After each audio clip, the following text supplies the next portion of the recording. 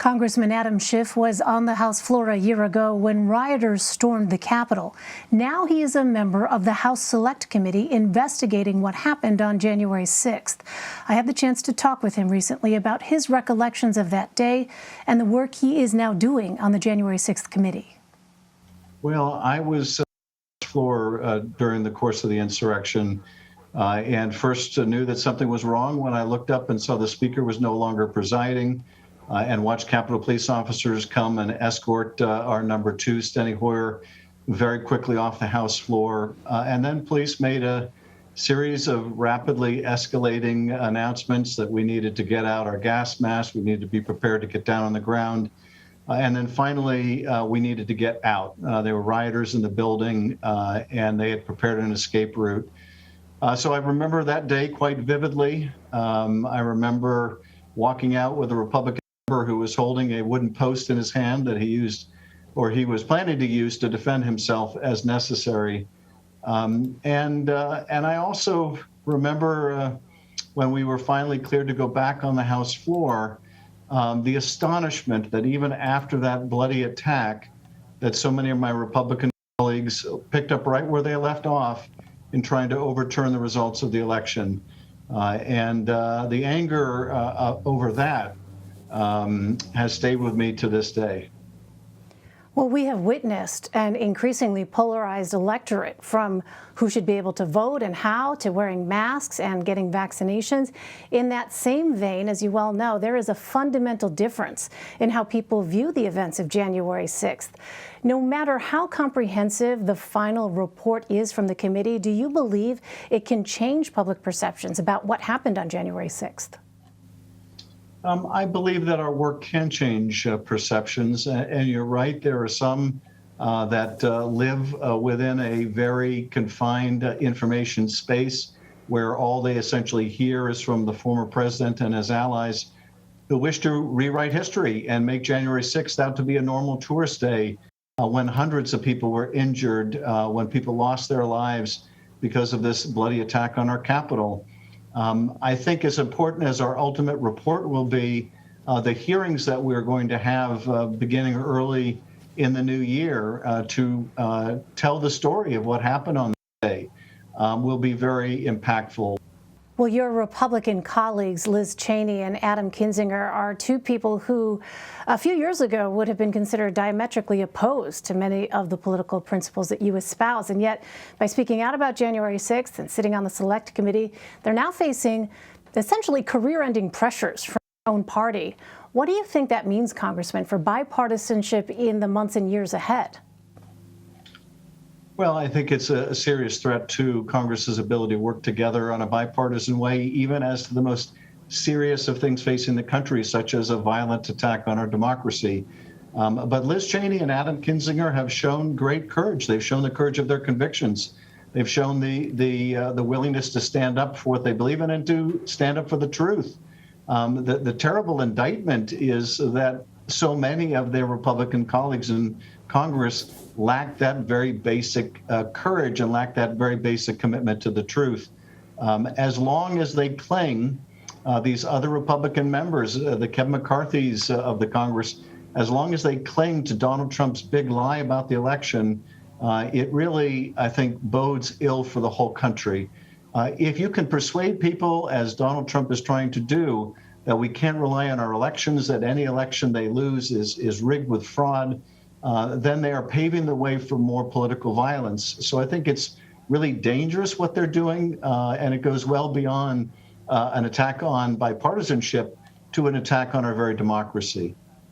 How much do you think the threat of violence might loom over some of the political decisions that particularly your colleagues on the other side of the aisle have made? Because immediately after the insurrection, I remember having private conversations with some Republicans on Capitol Hill who talked about that very real sense of danger that they felt not only were they in, but also members of their family. Do you think that has played a role in how we've seen things play out politically at all?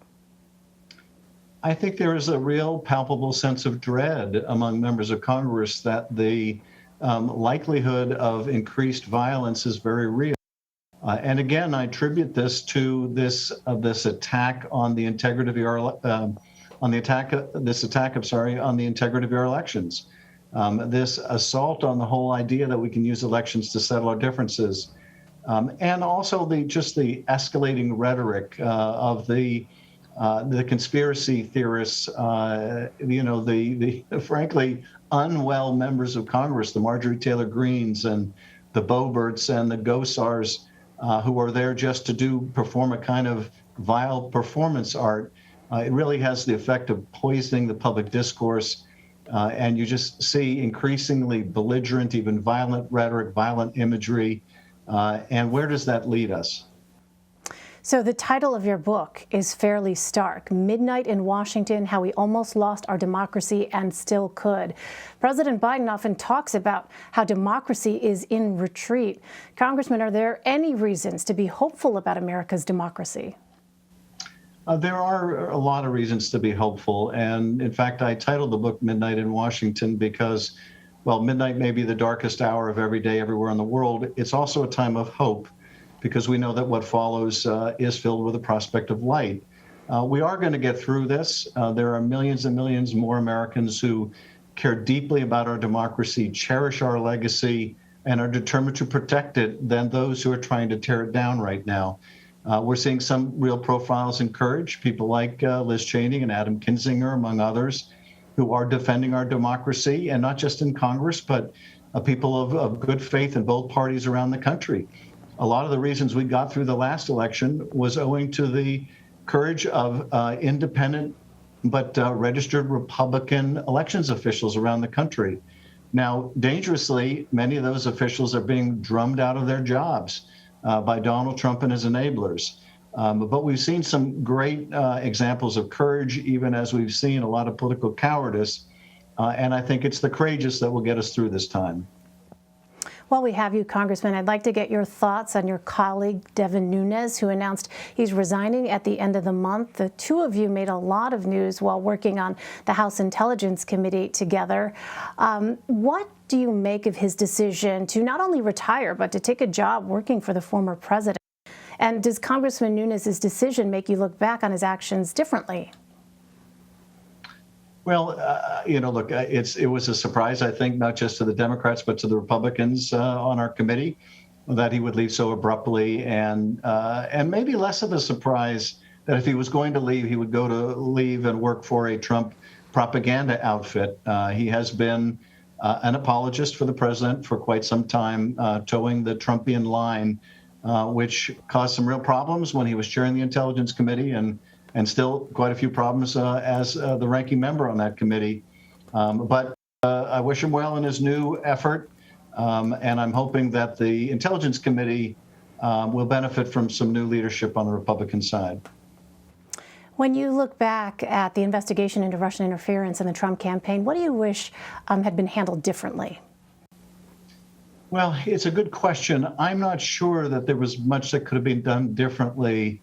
Where that investigation ran into the most serious problem is when then Chairman Nunes went on the now infamous midnight run, where he left in the middle of the night to go to an undisclosed location that turned out to be the White House to review documents that he then went and presented to the White House. When that charade was revealed, he was forced to step down. And I think that irrevocably changed the nature of the work on our committee, and it took us quite some time to recover from that.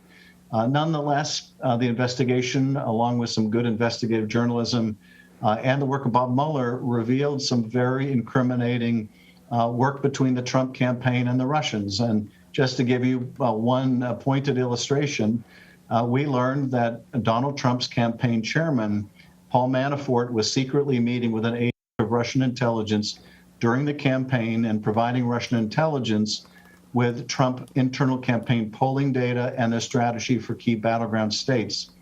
He was doing this while the Russians were embarked on a clandestine social media campaign and hacking and dumping operation to help elect Donald Trump.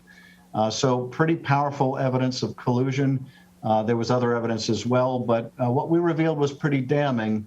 And the fact that Donald Trump escaped accountability for that, I think, led directly to his commission of even greater acts of misconduct in the Ukraine scheme, and then followed by his effort to overturn the 2020 election. You know, going back to January 6th, Congressman, we live, as you know, in an age when information really is coming at the American people at a volume and a pace unlike any other. What is it that you hope will actually permeate and get through to the American people about the events of that day that hasn't already been discussed in sort of the public square? Because it's very difficult, as you know, we're obviously in the midst of a pandemic, and for a lot of Americans, they are just not in that place of reflecting back on January 6th. So what is it that you hope will ultimately be the takeaway for Americans after your committee's work is done? Well, the ultimate takeaway will have to wait until we finish our investigation, but we can already see, and it's important for, I think, Americans to realize, January 6th was not about a single day. There were multiple lines of effort by Donald Trump and his enablers to overturn the election. We saw the beginnings of this plot, frankly, before the election, when Donald Trump was laying the foundation for his loss and his effort to discredit that loss by telling people during a pandemic that if they voted by absentee, it would be filled with fraud, that any counted after Election Day would be fraudulent, even though, of course, we knew that it would take days, if not weeks, to count all the absentee ballots, and that would be perfectly normal under the circumstances. Then you had the election, Donald Trump's loss, and he doubled down on the lies he was telling before the election, but more than that, engaged in a set of frivolous litigation all over the country, ultimately not based on any evidence of fraud. And in fact, many of the attorneys who brought those suits are now facing ethics charges within their bar associations. You had Trump's efforts with state legislatures and local elected officials or elections officials to try to overturn the results. You had an effort at the Justice Department, the highest levels, to get the Justice Department involved in trying to overturn the results. And when all of that failed, you had January 6th. Where there was an effort to stop the counting of the electors. There was an effort to get the vice president to ignore his constitutional duty and essentially overturn the election, and then that violent attack.